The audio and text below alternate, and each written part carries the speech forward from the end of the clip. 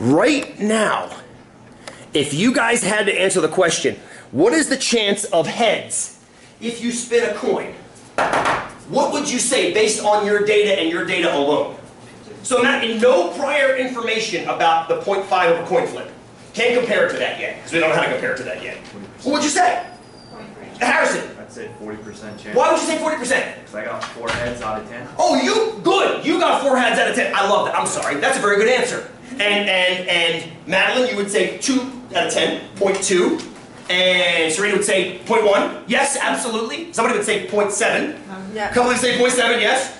So how can we express all of our results in one number?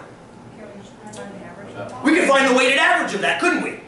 It would be about what, Michael? About 46%. About 46%? How did you get that? 142 divided by 310. How about 142 out of 310? That's a good answer. And that's a weighted average of all of our results. Now the reason I like the weighted average versus any individual data point is what? Why do I like the weighted average versus any individual data point? Please, Deanne. It helps eliminate the sampling. It takes, the problem with a sample as small as 10 is when Madeline gets 2 out of 10, we don't know if 2 out of 10 is close or far from center. The only way of knowing if it's close or far from center is seeing other observations and seeing where that center comes. Now our center was nowhere near 2 out of 10. It was more like 5 or 4 or 6 out of 10. So by putting them all together, and we get this guy right here, what did that come out to be, Michael? 46? 45, or 45.8%. Love it. We're going to call that 0.458 if that's okay with you guys. I like to use the decimals, a little easier to work with. There, we just statistically proved that spinning a coin results in less heads than flipping a coin. To which you reply, not proven. Why? Because there's a margin of error. We have not included a margin of error on that calculation. If we did the experiment again, would we get that again? No. Probably not. Probably not. We'd probably get something different. Kate, go, please. What is the margin of error with sample size so small? Hold that question, if you would. I want to give an overview first, and then come back to the specific of this. I want to take a quick break and do an overview of what we're going to do for the next 2 or 3 weeks, okay? Just a real quick overview. Not that yet. We'll get back to that. That's very important, too. So here's the big deal. What we're trying to do right now is is that zoomed out enough, Christina? It's super blurry. Thank you. Oh my goodness. It get caught up. It's got like a delay. That's not bad. Thank you for noticing that. And let's kill that. I got it, Brandon. You're good.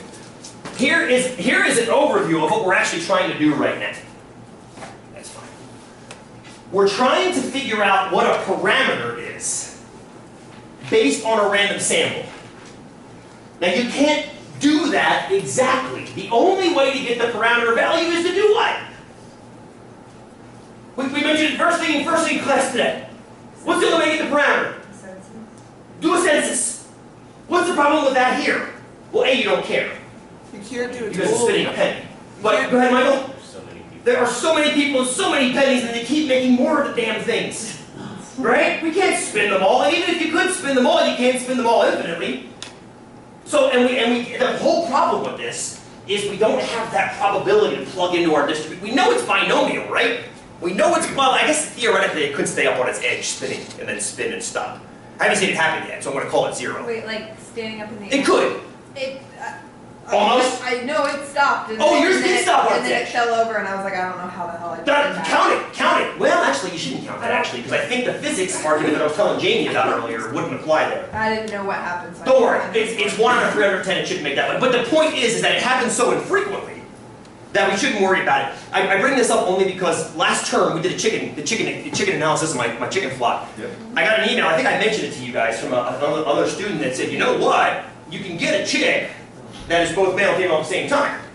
And I said, really? So I went and researched it. And 1 in 10,000 times, 1 in 10,000 times they have both the male and female parts. So I said, you know what? You're right, it's not binomial anymore. Now it's trinomial. You're right. And I made a new distribution based on the 3 outcomes. And the thing is, it happens so infrequently that it doesn't change the probabilities all that much. All of the other possibilities that become possible because of the third possibility add up to way less than 1% of 100. So you can ignore it, just like the penny flipping up on its edge. So it's binomial, but that doesn't change the fact that there are too many variables to measure, too many items to measure in the populations, we have to draw a sample. Now, come back to the question of how do we do the sample size, or how do we do the margin of error with 310, we'll get to that momentarily, I promise you. Here's what you do. You grab your random sample. Do we have issues with the sample we just drew? God, yeah. It was completely unscientific. I gave you all a penny. Go spin it. Didn't coach you on how to spin a penny. Didn't make you all do it the same way. Had people let it fall over. People put spit on them. I mean, there's all kinds of. It wasn't a scientific study. But we're going to call it random enough because for what we're doing, it is random enough. This is, by the way, those of you taking research methods. You're going to spend an entire course doing this step. That's what the whole course is about, is generating proper random samples. That's why I don't feel too bad about glossing over it right now. Boom! Step 2, your data has a center. Find it. And there's only 2 ways we're going to find. I think, Kate, you mentioned that 243 students tend to say 244 is easier. The entire course centers around this step. Find the center of your sample, whether it's a percentage or an average, but we do that over and over and over again in here. It's beautiful. It's a beautiful thing because of that. So in this case, it's a percentage. We're going to move, probably next class, at the end of next class, we'll move to averages, and we'll keep going back and forth between them so you don't have to deal with any kind of data. But right now, it's going to be a percentage. The problem is, that's where the news media stops. Obama's approval rating, 7.2%. False! That is not correct. It is not 7.2%. It is 7.2% plus or minus something. Ha! And that's this. That's this. Remember this guy? Remember this guy from 243? Center plus or minus 2 standard deviations? We've got to apply that formula, or that idea, to these 2 steps. The mu, I'm calling it mu. Mu stands for any center.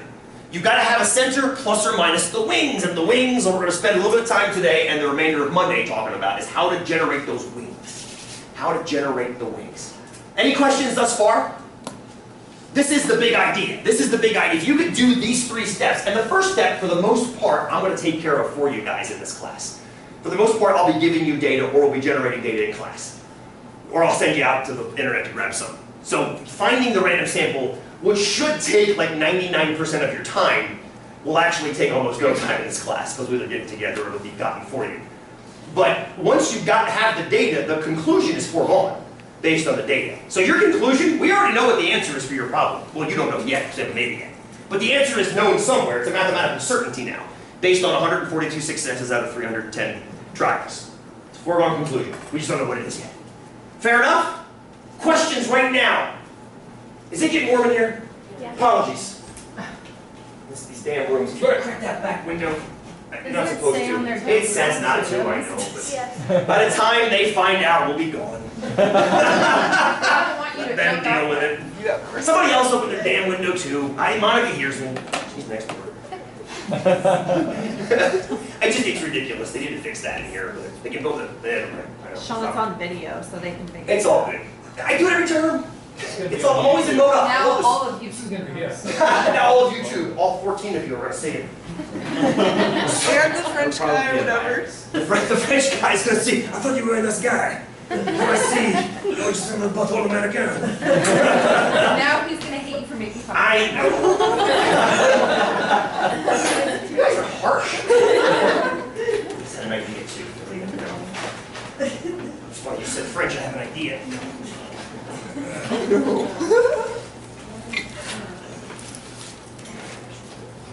French subtitles on.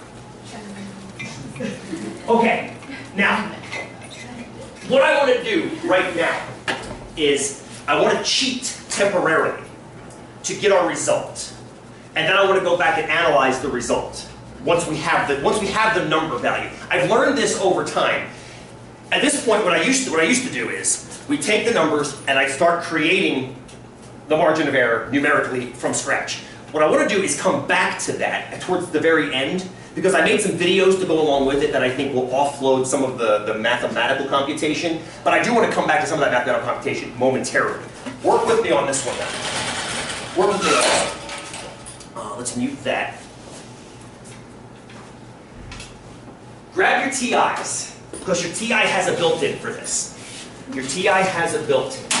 So we're going to cheat a little bit here first by throwing the values in. Then I want to come back and analyze the margin of error and let you know where it came up with, how we came up with it, okay? So, the way we get it, go back to your home screen. Go back to your home screen. Press the stat button. Now, there's a menu we never touched in 243. Tests. That's pretty much all we're going to do in 244 is that menu, is that test menu. Okay? So we go over to the test menu. Okie doke. Test menu. There's a whole bunch of stuff. I want to erase this out of here because we don't need this anymore. There are, take a look through this. There's a bazillion things in here. Or like 16 or 20. Whole bunch of stuff. We're going to get into about a fourth of these. The programs I just gave you deal with a couple of them, better versions of these. Some of these you'll never use at all because they're, in my opinion, not quite proper. But the one we're going to deal with right now is the one that's called 1 prop z int. Now that's going to be a little bit cryptic right now. Don't worry, I want to come back and have you understand why it won't be cryptic very long. So find the one that's called 1 prop z int. There it is right there. It's letter choice A. What do you think all of those shorthands stand for? 1 prop. Say that again. 1 probability. That's awesome. Can I change the word to proportion? Because they mean the same thing. They mean the exact same thing. Probability, proportion. The int stands for interval. Definitely interval. So this is a single proportion interval. Of the third dimension.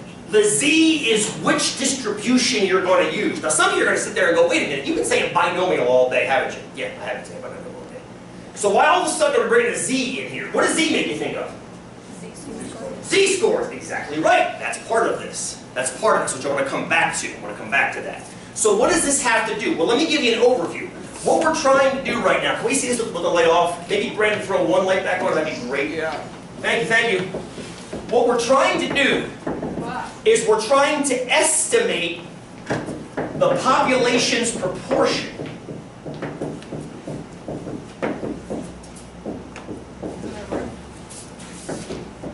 Or probability. Whoever said probability was correct. You can call it either one. It's just that proportion is kind of the default word. The letter on that one is little p.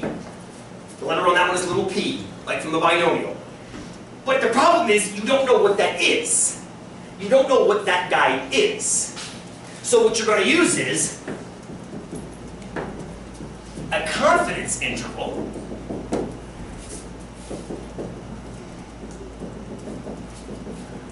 And I'm going to start calling those CIs with your permission, just because it makes it easier than writing confidence interval all the time. You build a confidence interval around the sample proportion, which is P hat. Let me make that better. Let me make that better. So we're starting. So here's the deal, and we'll hold off on the TI for today. We'll come back to it tomorrow. The idea is, somewhere out there is this. Now you know, it's got to be bigger than what? Say that again. The proportion itself, not the sample size. So the proportion we're looking for right now is what's the chance of heads? Yeah? What's the chance of heads? What's the chance of heads? That's out there somewhere, yes? Whatever it is, I don't know what it is yet. We're going to figure out what it is. What's the chance of heads? What's the least it could be? Theoretically speaking. It might be 0%, yeah? What's the most it could be? It might be 100%. Doesn't look like it is based on our data. But it doesn't look like it's either 0 or 100. So we know it's between 0 and 100, yeah? So one of the things you can do is, I'm pretty sure that Obama's approval rating is at least 0%, but at most 100%. You can say things like that, and they're correct. That's 100% correct. It's also 110% useless, yeah? Doesn't get you close enough to the true value.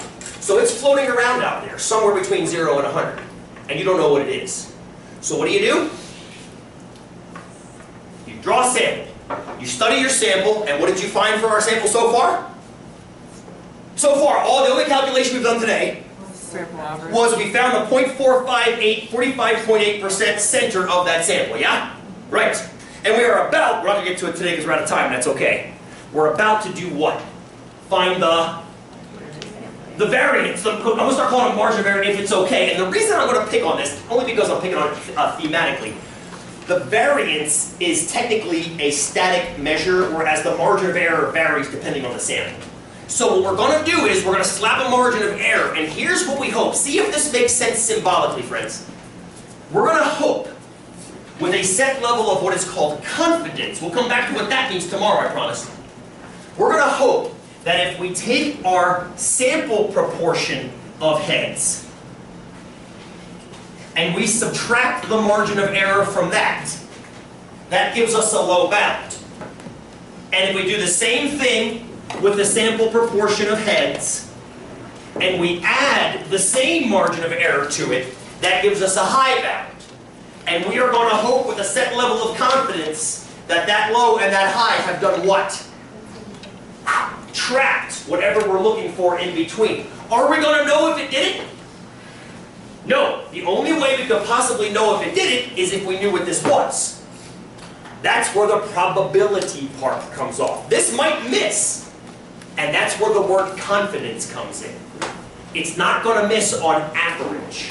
It's not going to miss on average. We'll come back to why it doesn't miss on average tomorrow, because we don't have time in 4 minutes to do that. Kate, go! Isn't the confidence of the 2 standard deviations what we were talking about? That's what makes it 95% confidence. Yes, did you hear what Kate just said? She said, doesn't the confidence have to do with the standard deviation? Yes, I don't have time to do it. We'll do it tomorrow, I promise. I just remember you asking Hattie, how confident do you want to be? Exactly. 95%. If you want to be 2/3 confident, 1 standard deviation or 1 standard error.